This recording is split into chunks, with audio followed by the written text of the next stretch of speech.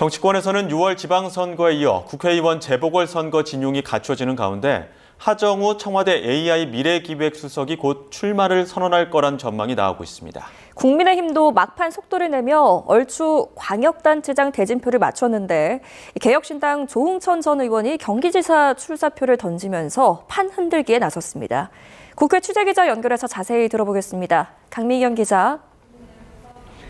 네, 국회에 나와 있습니다. 네, 먼저 부산 북구 갑에 나설 민주당의 카드, 하정우 청와대 수석 출마가 초읽기에 들어갔다고요. 네, 이재명 대통령은 오늘 알파고의 아버지로 불리는 하사 서비스 구글 딥마인드 공동 창업자를 만났는데요. 하정우 청와대 AI 미래기획수석이 이 일정을 보좌하는 것을 끝으로 직을 내려놓을 가능성이 제기됩니다. 어제 정청래 민주당 대표와 2시간가량 저녁 식사를 하면서 출마 결심을 굳힌 걸로 전해졌습니다.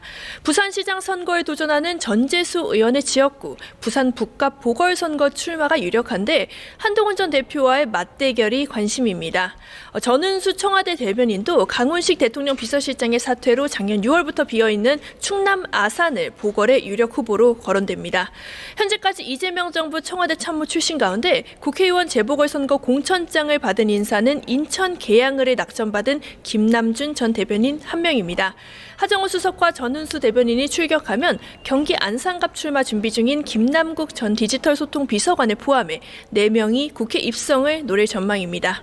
광역단체장에 출마하는 의원들은 모레 국회의원직을 일괄 사퇴하기로 했죠. 민주당은 오늘 오후 전략공관위 회의를 열고 재보궐 공천에 속도를 낼 계획입니다. 경기 평택과 하남 등 핵심 지역구에 대한 막판 교통 정리가 한창이지만 이재명 대통령의 측근 김용 전 민주연구원 부원장의 공천 여부에는 고심을 이어가고 있습니다. 정청래 지도부는 공천이 어렵다는 쪽으로 가닥을 잡는 기류지만요. 김 전 부원장 역시 자신의 공천을 지지하는 국회의원 명단 60여 명의 이름을 발표하며 연일 압박을 이어가고 있어 막판까지 줄다리기 할 전망입니다. 마지막으로 민주당은 오늘 원내대표 후보자 등록을 받는데 서영교, 박정 의원에 이어 백혜련 의원까지 불출마 의사를 오늘 밝혔습니다. 원내대표 주요 후보군이 모두 출마의 뜻을 접으면서 당 안팎에서는 한병도 전 원내대표의 합의 추대 가능성이 한층 올라갔다는 관측이 나옵니다.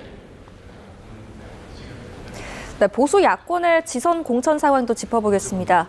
개혁신당 조응천 전 의원이 경기지사 도전장을 냈다고요? 네, 국민의힘은 어제 대구시장 후보를 확정하며 영남권 진영을 갖추고 본격적인 선거전을 시작했습니다. 광역단체장 16곳 가운데 14곳의 후보를 확정지었고 오늘은 충북도지사 후보를 확정합니다. 남은 건 3파전 경선이 진행 중인 경기지사뿐인데 다음 달 2일 최종 후보가 결정되는 가운데 경기 남양주갑 재선 출신인 조응천 전 의원이 개혁신당 소속으로 먼저 출사표를 오늘 던졌습니다. 민주당 의원도 해봤고 보수 정권에서 역할도 해본 자신이 경기도를 바꿀 적임자라는 겁니다. 조 전 의원은 YTN에 쉰밥과 탄밥만 나오는 선거에 누군가는 흰쌀밥을 내놔야 한다며 양당 정치의 민낯을 보여주고 균열을 내면 기적도 가능하다고 주장했습니다.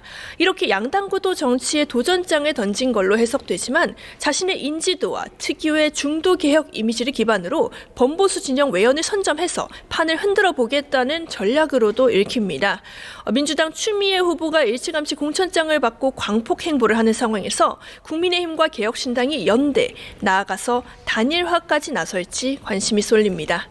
한편 장동혁 대표는 오늘도 현장 방문이나 후보 지원 일정을 잡지 않았습니다. 아침 회의에서는 김용 전 민주연구원장과 경제지표 등을 고리로 이재명 대통령을 공격하며 반명 메시지, 정부 여당 견제론에 집중했습니다. 지금까지 국회에서 YTN 강민경입니다.